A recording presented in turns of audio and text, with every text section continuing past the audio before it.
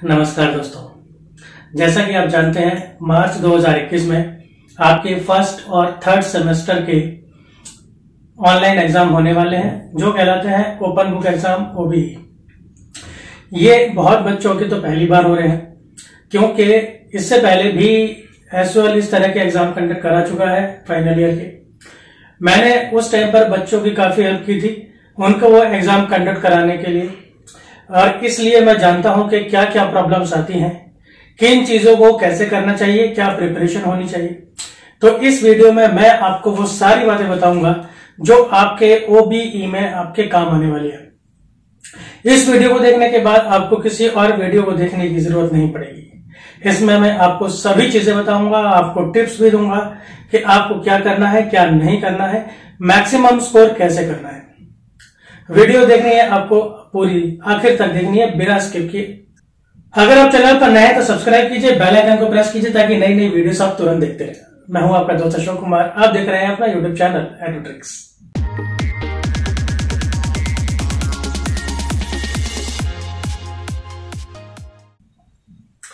आइए सबसे पहले बात करते हैं बिल्कुल टॉपिक वाइज कि आखिर ये ओबीई का कॉन्सेप्ट है क्या। देखिए, ओबीई आप जानती हैं ये है ओपन बुक। ये एक ओपन बुक एग्जाम है। इसका मतलब ये है कि आप अपने घर पे बैठ के या फिर सेंटर पे बैठ के दोनों तरह के ऑप्शन आपको यहां पर मिलते हैं।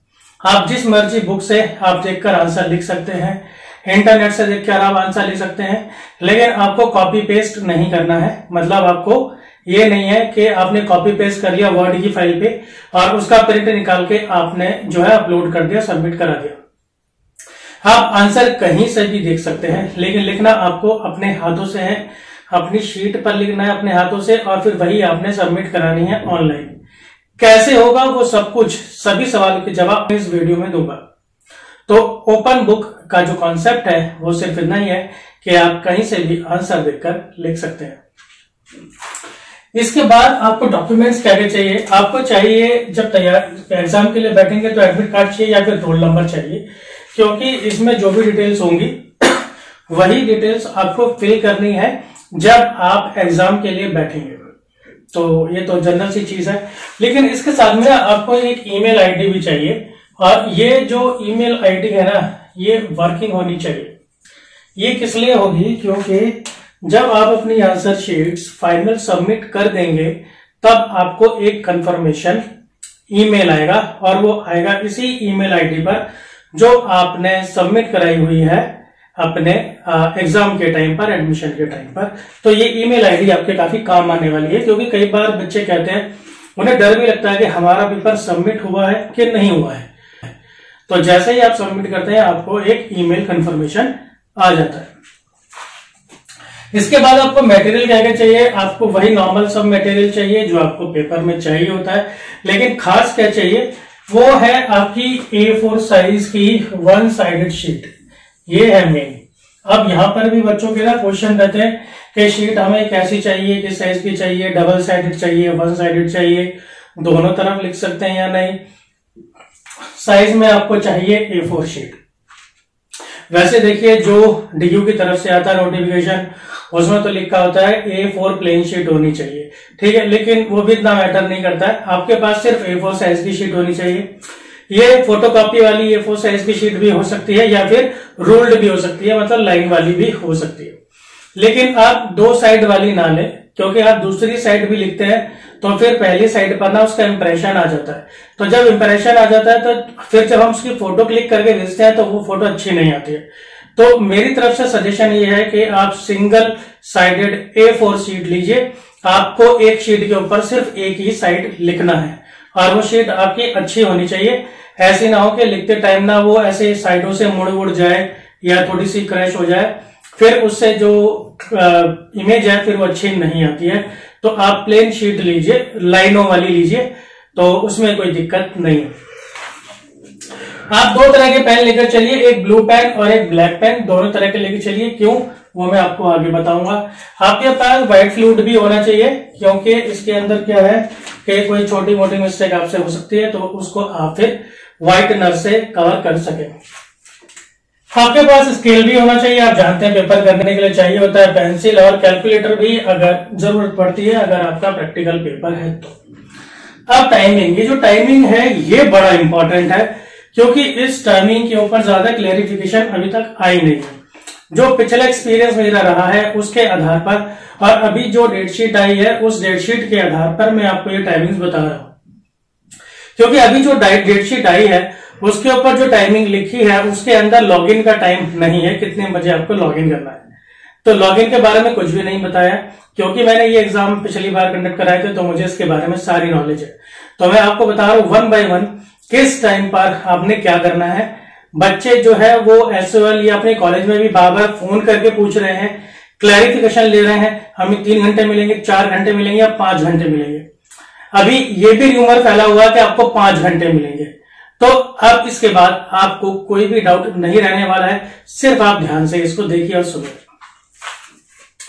2 सेशन है, एक मॉर्निंग का सेशन है, एक इवनिंग का सेशन है। इसमें आपको सुबह 9 बजे लॉग इन कर लेना है। ध्यान से देखिए, आपकी जो डेट शीट के अंदर टाइमिंग दे रखी है वो टाइमिंग दे रखी है 9:30 बजे की, और 9:30 बजे पे लिखा है कमेंसमेंट ऑफ एग्जाम, यानी कि 9:30 बजे आपका पेपर शुरू होगा।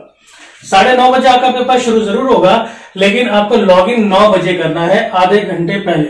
आधे घंटे पहले आप लॉग इन करेंगे अपने रोल नंबर के साथ, तो आपके पास आपका वो रोल नंबर होना जरूरी है।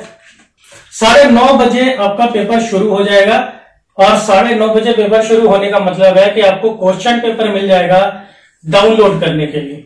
तो रिपीट कर देता हूं, 9 बजे आप लॉगिन करेंगे, लॉगिन करके आप बैठे रहिए, वहां पर उल्टी घड़ी शुरू हो जाएगी 30 मिनट वाली, जिसके अंदर चलेगा आपका 30 मिनट, फिर 29 मिनट, फिर 28 मिनट, इस तरीके से।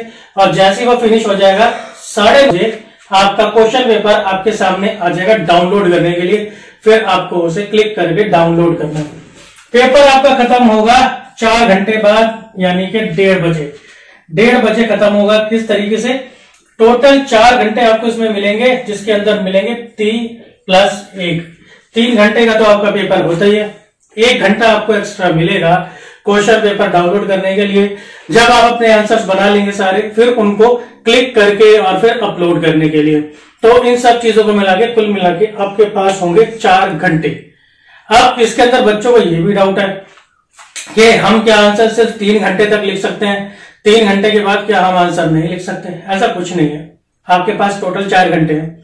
इसी में आपने अपने आंसर भी लिखने हैं और वो क्लिक करके अपलोड भी करने हैं। तो सब कुछ आपको इस 4 घंटे में ही करना है। 4 घंटे के अंदर कोई ब्रेकअप नहीं है।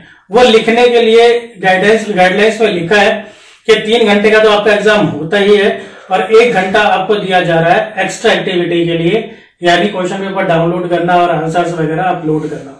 तो टोटल 4 घंटे है, 5 घंटे आपके पास नहीं है। किसी गलत फहमी में आप ना रहिएगा। You have total 4 hours only. अब जो PWD वाले हमारे दोस्त हैं, जो स्पेशल बच्चे हैं, तो उनके लिए क्या है, उनको ना 2 घंटे एक्स्ट्रा मिले हैं। उनका पेपर 3:30 बजे खत्म होगा। कुल मिला के उन्हें मिलते हैं 6 घंटे, और उनका जो रूल है वो कहलाता है 5+1 का, क्योंकि नॉर्मल एग्जाम में भी उनको 3 की जगह 5 घंटे मिलते हैं। अब इवनिंग वाले बच्चे आ जाइए, तो दोपहर को पेपर शुरू होगा। इसके लिए आपको 2 बजे आपको लॉग इन करना है, वही रोल नंबर के साथ, और आपका एग्जाम स्टार्ट हो जाएगा 2:30 बजे। 2:30 बजे आपके सामने क्वेश्चन पेपर डाउनलोड करने के लिए आ जाएगा, और फिर पेपर आपका जो एंड होगा वो होगा अगेन 4 घंटे के बाद, यानी कि 6:30 बजे। 4 घंटे आपको मिलेंगे 3+1 के रूल से। और जो PWD के स्टूडेंट है उनका 8:30 बजे पेपर खत्म होगा, और टोटल 6 घंटे उन्हें मिलेंगे 5+1 के रूल से। तो जो बेसिक जो इंफॉर्मेशन थी पेपर से रिलेटेड वो सारी मैंने आपको दे दी। अब मैं आपको बताऊंगा पेपर बिल्कुल शुरू करने के पहले से आपकी क्या तैयारियां होनी चाहिए, और पेपर एंड तक आपको क्या क्या करना है, क्या नहीं करना है, सारे टिप्स अब मैं आपको यहां देने वाला हूं। आइए अब मैं बताता हूं आपको कब क्या करना है, क्या नहीं करना है। सबसे पहले तो आपको ये कुछ चीजें हैं जो आपको अपनी हर शीट के ऊपर लिख लेनी है। जैसे मैंने बताया, आपके यहाँ पर ये जो A4 साइज की शीट्स है, तो ये आप एक एग्जाम के लिए आप अपने पूरे ना आपके जैसे 4 एग्जाम होंगे तो आप 3-4 पैकेट ले लेना, वो सब आपके काम आ जाएंगे। तो उन सारी शीट के ऊपर आपको जो आपकी शीट होती है, जैसे ये आपकी शीट है, तो यहां पर आपको अपना ये सारी डिटेल लिख लेनी है जो मैं आपको बता रहा हूं। अपना नाम, कोर्स, सेमेस्टर कौन सा है, सब्जेक्ट का नाम और सब्जेक्ट का कोड या पेपर नंबर जिसे बोलते हैं वो कौन सा है, एग्जाम रोल नंबर आपने लिखना है। कहां लिखना है? हर शीट के ऊपर। ये चीजें ना आपको अपनी हर शीट के ऊपर लिखनी है और लिखना है पेज नंबर एट बॉटम। जो पेज नंबर होगा आपको लास्ट में लिखना है यहां पर ऐसे करके। तो ये इतना काम है, इतना काम आप एडवांस में करके रखिए ताकि जब पेपर का टाइम शुरू हो जाएगा तो आपका टाइम बच सके। इसके बाद आपको कितने क्वेश्चन करने हैं जी? आपको कुल मिलाकर 4 क्वेश्चन करने हैं और ये करने हैं आपको आउट ऑफ 7, यानी 7 में से आपको 4 क्वेश्चन करने हैं। 100 नंबर का पेपर, तो आपका जो है वो 25 नंबर का एक क्वेश्चन हो जाएगा। तो 25 नंबर का एक क्वेश्चन है, लेकिन इट में वेरी। देखिए यहां पर 3 तरह के एग्जाम्स हो रहे हैं, एसएल के भी, एनसी वेब के और फिर रेगुलर। तो जो ये वाला पार्ट है ना, तो ये जो है वो मूड के हिसाब से वो चेंज हो सकता है कि आप किस के अंदर एग्जाम दे रहे हैं। तो यहां पर क्वेश्चन नंबर 4 की जगह 5 भी हो सकते हैं, यहां पर क्वेश्चन नंबर 7 की जगह 6 या 8 भी हो सकते हैं। तो ये सब्जेक्ट पर डिपेंड करता है। अब देख लेते हैं अगला कि download question paper. Question paper आप कब डाउनलोड कर पाएंगे? मॉर्निंग की शिफ्ट में 9:30 बजे तक और इवनिंग की शिफ्ट में आपको 2:30 बजे इन टाइमिंग से आप क्वेश्चन पेपर डाउनलोड कर पाएंगे, जो मैंने आपको यहां पर भी बताया था। इसके बाद बच्चे ये भी बहुत पूछते हैं कि नंबर ऑफ पेजेस कितने लिखें पर क्वेश्चन, एक क्वेश्चन के लिए कितने पेज लिखें। अब मैं यहां पर ये मानकर चल रहा हूं कि आपको 4 क्वेश्चन करने हैं 25-25 नंबर के। तो ये मैंने लिखा है यहां पर, पहले क्वेश्चन के लिए आप 6 शीट, दूसरी के लिए 6 शीट, फिर बाद में 4 और 4 शीट अगर आपके पास टाइम की कमी है तो। अदरवाइज आप कीजिए 6-6-6-4। अगर इसके अलावा भी आपके पास टाइम बचा है तो सभी में आप 6-6 शीट भर दीजिए। ये डिपेंड करता है कि आपके पास टाइम कितना है। और आप ये मत सोचिए सिर्फ लिखना ही है, ठीक है? लिखने के बाद आपको सारी पिक्चर्स क्लिक भी करनी है और अपलोड भी करनी है, तो उसके लिए भी आपके पास टाइम होना चाहिए। इसके बाद स्टार्ट और एंड ऑफ क्वेश्चन। आप क्वेश्चन कैसे स्टार्ट करेंगे, एंड करेंगे? Start from top of new page. ये भी इंपॉर्टेंट है, हर बार एक नया क्वेश्चन आपको नए पेज से शुरू करना है। ऐसा नहीं करना कि अगर सपोज यहां पर आपका एक आंसर खत्म हो गया तो दूसरा आपने यहीं से शुरू कर दिया। वहां पर होता क्या है, आपको ना आंसर शीट्स अपलोड करनी होती है क्वेश्चन वाइज। जैसे क्वेश्चन 1, अब क्वेश्चन 1 के लिए आपके पास यहां पर शीट अपलोड करने के लिए ऑप्शन आएगा। फिर इसी तरह से क्वेश्चन 2 के लिए आपको यहां पर शीट्स अपलोड करने के लिए क्वेश्चन आएगा। तो जो क्वेश्चन 1 की सारी शीट्स है वो इसी में आपने अपलोड करनी है, क्वेश्चन 2 की सारी सिर्फ इसी में अपलोड करनी है। तो इसलिए आपके पास जो शीट्स है हर क्वेश्चन की अलग अलग होनी चाहिए। फिर आप ये भी कीजिएगा कि सबसे ऊपर जो भी पहला पेज होगा क्वेश्चन का, आप उसके साथ ना उस टॉपिक का टाइटल जरूर लिख दें। जैसे मान लीजिए पहले क्वेश्चन में पूछा है आपसे what is marketing and what are 4 P's of marketing, तो आप सबसे ऊपर ही लिख दीजिए बड़े बड़े वर्ड्स के अंदर marketing and 4 P's of marketing. तो उससे क्या होता है, जब एग्जामिनर वो चेक करता है ना आपका क्वेश्चन, तो उसको एट अ ग्लांस पता चल जाता है कि ये किसका आंसर है, क्वेश्चन क्या है। पूरा क्वेश्चन आपने नहीं लिखना है, सिर्फ मैं टॉपिक लिखने के लिए बोल रहा हूं, ये नहीं कि आप पूरा क्वेश्चन लिखने लग जाए, उससे टाइम वेस्ट होगा। फिर है क्वेश्चन नंबर 7, कौन कौन से कलर पेन आपने यूज करने हैं। देखिए जो मेरा तरीका है, जो मैं जैसे मैं बच्चों से करवाता हूं, उन्हें मैं सजेस्ट करता हूं और उनके नंबर भी बहुत बढ़िया आते हैं। 80-90 नंबर तक बच्चों के आए हैं पिछली बार जब एग्जाम हुए थे। तो आप ब्लैक और ब्लू दोनों तरह का पेन यूज कीजिए। जो ब्लैक है वो आप टाइटल और हेडिंग के लिए लिखिए, और जितना भी मैटर है बाकी का सारा वो आप ब्लू पेन से लिखिए। ये तरीका रहता है मेरे पेपर करवाने का। फिर है लाइन्स कितनी लिखनी है आपको एक पॉइंट के लिए। कोई भी एक पॉइंट होता है, जैसे किसी क्वेश्चन में आपने 10 पॉइंट लिखे, तो एक पॉइंट के लिए कितनी लाइनें लिखेंगे आप। एक पॉइंट में आप 4 से 5 लाइनें लिख लिए, और अगर आपकी स्पीड अच्छी है तो उससे ज्यादा भी लिख सकते हैं, 1-2 लाइन और ये भी ध्यान रखिए कि 2 पॉइंट्स के बीच में 1 लाइन का गैप आप जरूर रखें। ये देखने में अच्छा भी लगता है और पेज भरने में भी काम आता है। फिर हमारे पास अगला पॉइंट आता है नंबर ऑफ पॉइंट्स। पॉइंट्स कितने लिखे हम? अगर आपका 5 नंबर का क्वेश्चन है तो उसमें 6 से 7 पॉइंट्स आपने लिखने हैं, और अगर 10 नंबर का क्वेश्चन है, जो कि जनरली ये होता है, आपको 20-20 नंबर का अगर एक क्वेश्चन भी मिलेगा ना जैसे यहाँ पे, तो उसके अंदर 20 नंबर का पूरे क्वेश्चन नहीं होगा, उसमें 10-10 नंबर के 2 क्वेश्चन होंगे या फिर 3 क्वेश्चन होंगे या 4 क्वेश्चन होंगे, इस तरीके से होगा। तो अगर 10 नंबर का आपका क्वेश्चन है तो उसमें आप 8 से 10 पॉइंट्स लिख दीजिए। अब क्योंकि 10 नंबर ज्यादा वेटेज होती है तो इसलिए आपको 8-10 पॉइंट्स के अंदर मैटर भी थोड़ा ज्यादा लिखना होगा। इसके बाद है अरेंजमेंट्स। ये बहुत ज्यादा इंपॉर्टेंट है, थोड़ा सा टेक्निकल पार्ट है, ध्यान से समझिएगा इसे। इसकी वजह से पिछले साल बहुत बच्चों को प्रॉब्लम्स आई हैं। इसके अंदर क्या है, बच्चे अपना पूरा पेपर कर लेते हैं और ठीक से अपलोड नहीं कर पाते हैं अपनी आंसर शीट्स, फिर बाद में वो बहुत परेशान रहते हैं कई महीनों तक, हमारी आंसर शीट्स अपलोड हुई या नहीं, रिजल्ट नहीं आया, फिर रिजल्ट के लिए परेशान। अभी भी बच्चे परेशान हो रहे हैं, ध्यान से सुनिए, समझिए इस बात को। अरेंजमेंट्स कैसे करनी है? देखिए, आपने इमेजेस क्लिक करनी है अपनी एक शीट की 90 डिग्री के एंगल से। जैसे ये आपकी शीट है तो कैमरा इसके ठीक ऊपर रखना है आपने, ठीक ऊपर रख के और फ्लैश लाइट ऑन करके फिर आपने फोटो क्लिक करनी है। अगर ये आपकी शीट है, आप ऐसे करके क्लिक करते हैं, जैसे कि मैंने देखा एग्जामिनर्स को, वो बताते हैं कि बच्चे ऐसे ना साइड से फोटो क्लिक करके भेजते हैं तो उसमें कुछ पता नहीं चलता है कि क्या लिखा है। तो आपको 90 डिग्री के एंगल से फ्लैश ऑन करके फिर पिक्चर क्लिक करनी है, और कोशिश कीजिए कि थोड़ा कैमरा क्वालिटी अच्छी हो ताकि जो फोटो है वो क्लियर आए और एग्जामिनर उसको ठीक से पढ़ सके। Rename as 1 2 3 4। ध्यान से सुनिए। अब जैसे आपने ना सारे आंसर्स लिख लिए, फिर उसके बाद आप सभी शीट्स को बिल्कुल सीरियल वाइज, जैसे पेज नंबर तो आप लिखते रहे होंगे ना इसके ऊपर, तो ऐसे इन सबको आप 1 by 1 सीरियल वाइज रखिए। फिर इन सबका आप रीनेम कर दीजिए, इनका नाम चेंज कर दीजिए। कैसे? 1 2 3, मतलब पेज नंबर वाली जो 1 नंबर का जो पेज है उसकी इमेज का नाम 1, जो 2 नंबर का पेज है उसकी इमेज का नाम 2, इसी तरीके से आप लिख दीजिए। फिर उसके बाद आप ना एक पेज पर लिस्ट बना लीजिए। जैसे क्वेश्चन नंबर 1 में शीट है 1 to 6, फिर क्वेश्चन नंबर 2 के अंदर शीट है 7 to 12। इस तरह से आप एक लिस्ट बना लीजिए और अपनी सारी शीट्स 1 2 3 4 के नाम से इस तरह से आप सेव कर लीजिए, या जिस तरह से भी आप सेव करना चाहते हैं आप वैसे सेव कर लीजिए।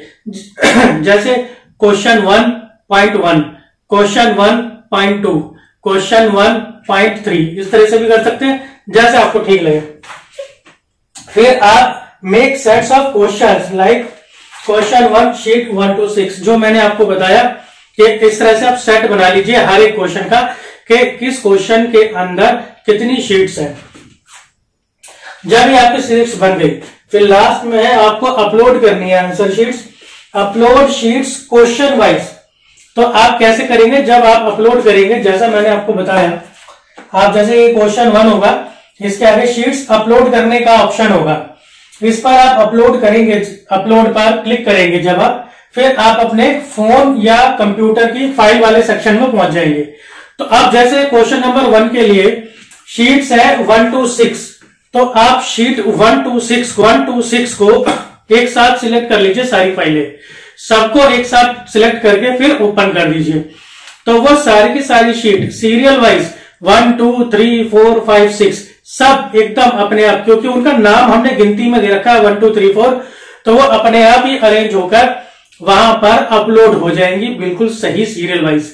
इस तरह से आपने ये अपलोड करनी है, और जब ये सारी की सारी अपलोड हो जाएंगी फिर आपको सबमिट पर क्लिक करना है, और उसके बाद आपको एक ईमेल आ जाएगा जो आपकी ईमेल आईडी पर आएगा कि आपका जो सबमिशन है वो पूरा हो गया है।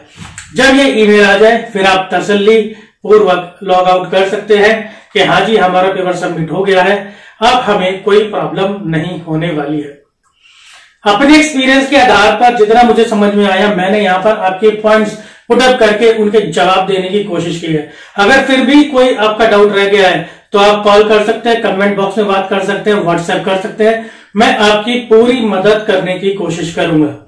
और आपको किसी भी तरह की हेल्प चाहिए, कोई असिस्टेंस चाहिए, तो उसके लिए भी आप दिए गए नंबर पर, डिस्क्रिप्शन में आपको नंबर मिल जाएगा, कॉल कर सकते हैं।